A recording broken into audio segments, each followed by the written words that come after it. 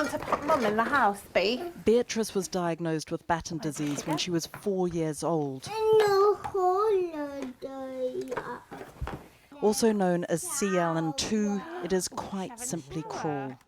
The symptoms are seizures, loss of speech, mobility, muscle spasms, dementia and blindness. The average life expectancy is 12. There is a treatment, Brineura, manufactured by Batten. It's not a cure, but it does appear to slow the progression. She's keeping up with the other children in the class, so she's doing really well. And she's flourishing at school and she really enjoys it. The cost, though, is more than £520,000 a year for each patient, administered fortnightly at children's hospitals like Great Ormond Street. Twice now, the National Institute for Health and Care Excellence, or NICE, has failed to approve the drug. They say it is just too expensive. But there has been a managed access programme so that it is provided through the NHS. But that programme will be up in May. And if NICE again doesn't approve the drug, then the children, even those who are currently being treated, will no longer have access to it. For Beatrice's parents, this is simply a living hell. What have they said to you at the hospital?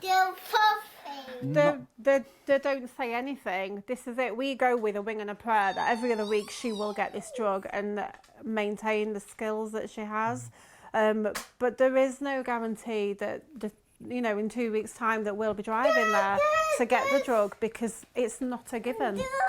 And the consequences would be devastating for all the children if they were removed from it.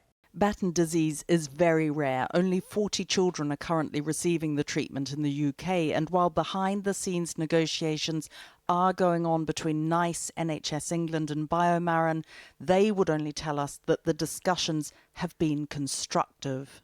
There is no suggestion, is there, surely, that children who are currently on Brineura would be taken off it? There's no guarantee either. The community are terrified. There's absolutely, that is what's happening. The community are very, very concerned because, if NICE don't deem Brineura to be cost effective after the next 6 months, then it won't be available on the NHS for children into the future. And as I said, there is that risk that it could be discontinued for the 40 children across the UK who are, on the treatment. NICE has said a lack of long-term evidence about its effectiveness in stabilising the disease and in preventing death makes it unlikely to be cost-effective for the NHS without a change in pricing. Now MPs are lobbying the Health Secretary to intervene. There is an issue about the cost of this drug.